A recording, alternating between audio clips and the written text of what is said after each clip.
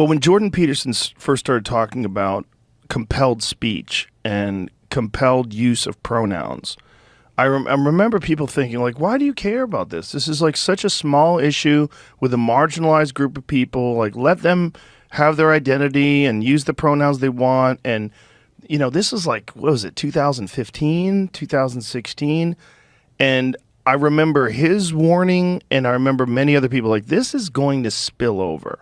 Like this, if you can enforce this on a professor, and if you can enforce compelled speech, because Canada doesn't have the same free speech laws we do in America. Yeah. And if you can, like, where does it go? How are you compelling it? Well, it means through violence or through police or through the fear of being arrested, the fear of having your job taken away from you. Like, this is literally what happens when you use laws to compel people. Like, you have to have some sort of a punishment if they don't follow through, if they don't follow your orders. And this is what he was worrying about. And I remember at the time being like, I hope he's wrong. Like, I hope it doesn't get that big. But now here we are, 7 years later, yeah, and he was right.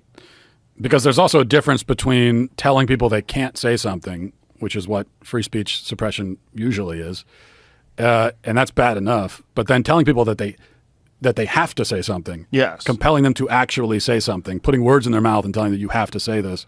And it's not you know, pronouns. It's not a small thing, because when you use the she for a he, you're not only being forced to say something, but you're being forced to affirm and acquiesce to a claim that you don't agree with. You're being forced to express a belief that's not yours. I mean, it's like it's not much different from, you know, a dictatorship forcing someone to profess belief in a religion. You know, it's forced conversion, basically, is what it is. Yeah. Once you allow that, it doesn't matter. Of course, it's going to start somewhere small. It's just pronouns. It always starts that way. But like I said, it's actually not small. Pronouns there's a reason why the left makes a big deal out of it. So anytime people on the right say, well, it's not a big deal, in response to the left making a big deal about something, well, they wouldn't be making a big deal about it if it wasn't a big deal. And the fact that they're choosing this hill to defend should tell you that there's something here worth fighting over. My kid was going to school with a girl who was a they-them. She decided she was a they-them.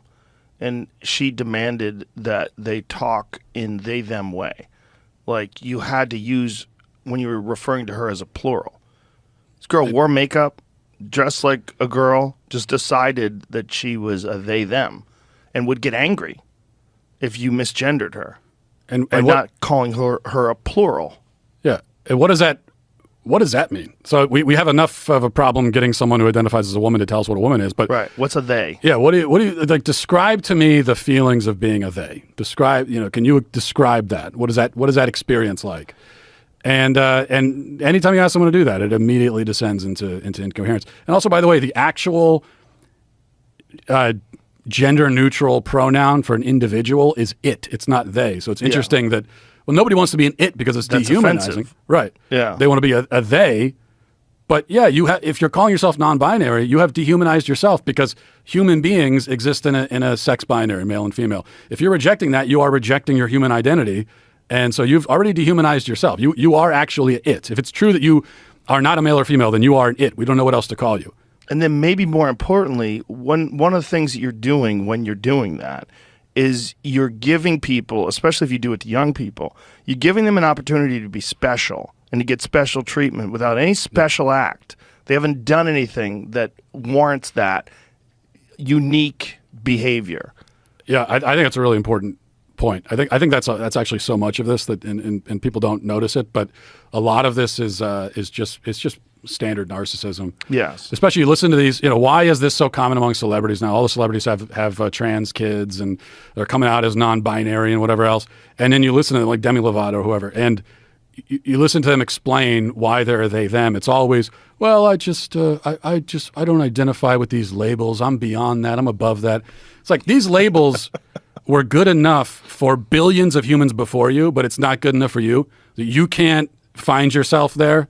But all these other billions of human beings, it was fine. They had no problem. But you're so special that we need to change the rules of the English language for you specifically. It's incredibly egotistical. It's bizarre.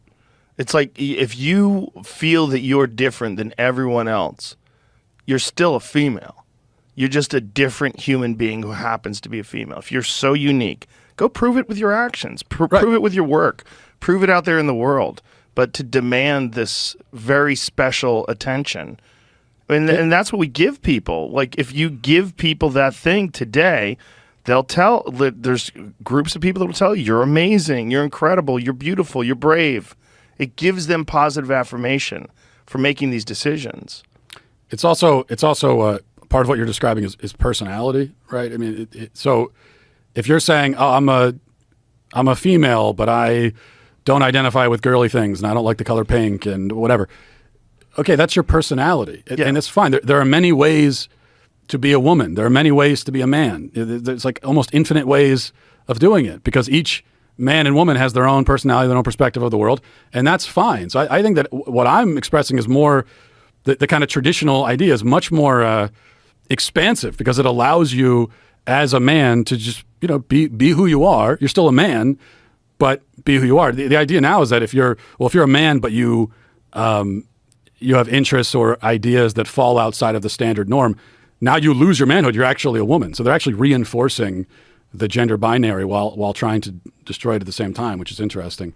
But I think most of what they're trying to describe is actually just personality. Yeah. And now we have this situation where you could have a person who has 5 different genders and 6 sexual orientations, but no personality because their personality has been subsumed by all of these labels. They've categorized and labeled and everything, and it's really strange.